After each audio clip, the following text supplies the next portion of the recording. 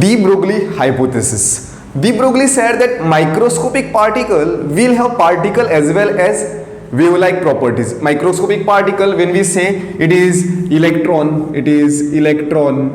protons, or atoms. And he gave very nice expression, that is lambda is equal to h upon mv, and from this expression only we can say that as the microscopic particle m denominator becomes very small, the resultant lambda value will be big. If wavelength is there is certain wavelength, then it will show wave nature. But if it is bigger macroscopic objects like ball and all, the mass is very high, the wavelength will be very very small compared to that of the electron. If you are comparing between electron and a ball, then mass of the ball is higher, so what will happen, the wavelength will be very less.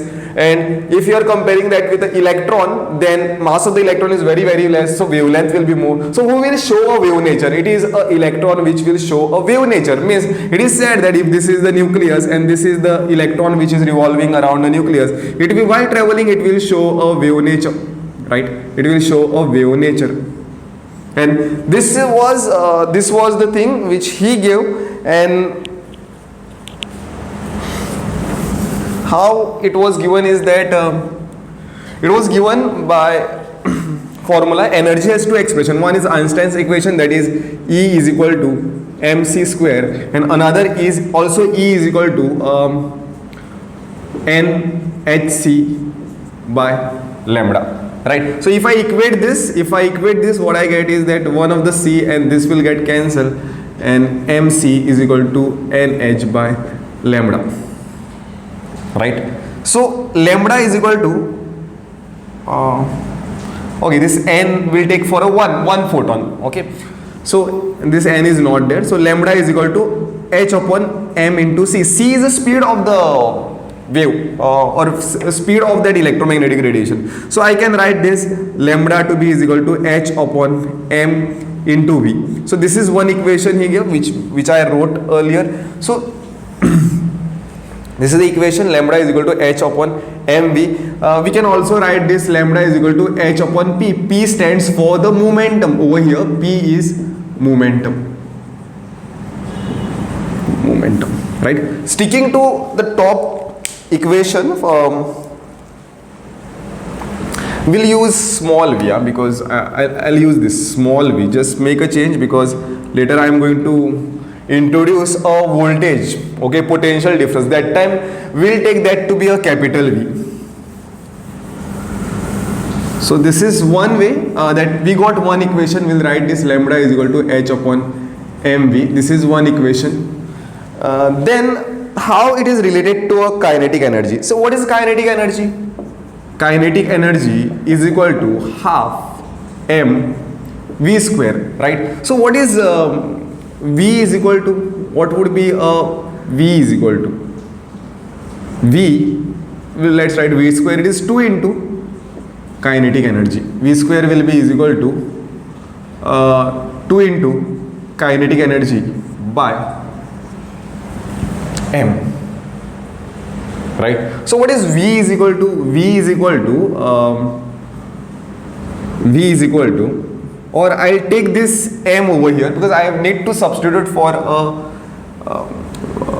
mv. So I will write this mv square is equal to 2 into kinetic energy. So if I multiply this by m, and if I also multiply by this by m, both are balanced. So I'll write this m square v square, a small v, this is small v, this is 2 into kinetic energy into m. So m by v is equal to square root of 2 into kinetic energy into m. So what is the relation? The relationship will become this way: lambda is equal to h upon square root of 2 into kinetic energy into mass of electron. This is another equation with respect to a kinetic energy. With respect to kinetic energy, you can also write this way: 2m into kinetic energy. Next is kinetic energy of the charged particle under potential difference of V volt. Under potential difference of V volt. So kinetic energy of, or we want to find, like I want to represent in terms of a, when it is accelerated under a potential difference of v volt. So kinetic energy of particle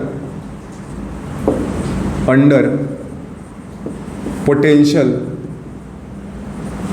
difference of v volt. So kinetic energy of v volt is given as q into v. So over here the formula will again change. Lambda is equal to h upon this 2 into m into q into v. So you can write this formula. Lambda is equal to h upon square root of 2m q into v. This is another way when it is a potential difference v. V is a voltage. Okay, voltage or potential difference.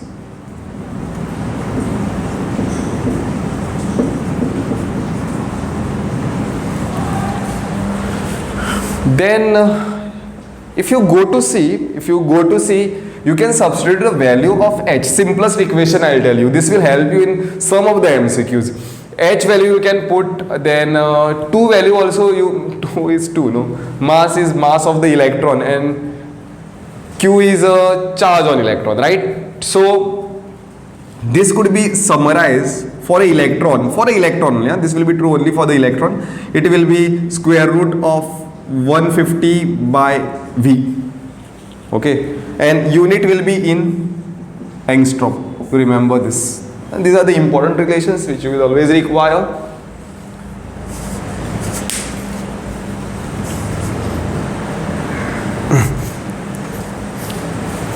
So this is the problem, and question is, de Broglie wavelength associated with the photoelectron varies with the frequency nu of the incident radiation. Photoelectron. So let's go back to the photoelectric concept. We'll write this. Lambda is equal to h upon mv.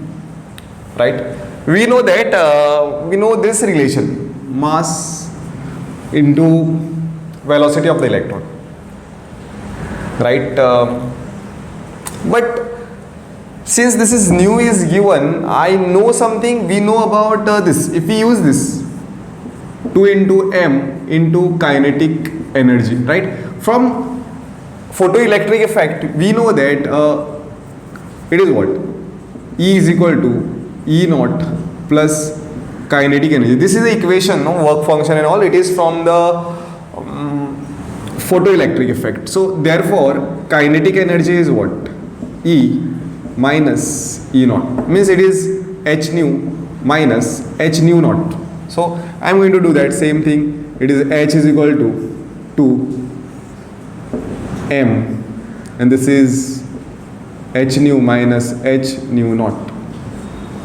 So what will happen over here is this h, this is square root of 2, this is m, this is h, I will take common, nu minus nu naught.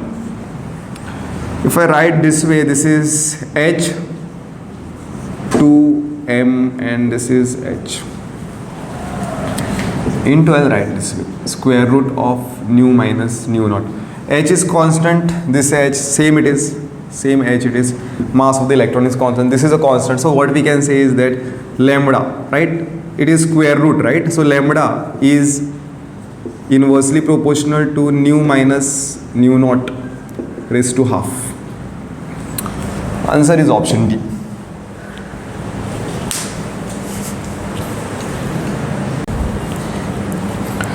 This is very nice question. Of course, all question what I do is always nice. This is if the de Broglie wavelength of the electron in nth Bohr orbit in a hydrogenic atom is equal to 1.5 pi a naught, then the value of n by z. The question. This is a question. Let me clear some of the things. See, n is equal to, we know that this n represents orbit number, right? First orbit, second orbit, third orbit, or it also represents an energy level. We can say that is equal to energy level or a stationary state. So this is n. n also represents number of waves in particular orbit of hydrogenic atom. Means this is the orbit, and this is the waves, this is the wave I am drawing, right? So throughout this circumference, it is what? Wavelength. What is the wavelength? This is one wavelength lambda, this is another wavelength lambda, this is another wavelength lambda, right? It is made up of, this circumference is made up of certain wavelength, isn't it? So this number of waves, I told you that number of waves is represented by n. It could be written as a circumference divided by wavelength. We can write it this way. How many number of waves are there? It is circumference divided by its wavelength, right? So n is equal to, circumference is given by a simple formula, that is 2 pi r, and wavelength is given by lambda, right? So therefore n lambda is equal to 2 pi r. Now we also know that r is equal to what? A naught n square by z. We know these many picometer. I am going to substitute r into this,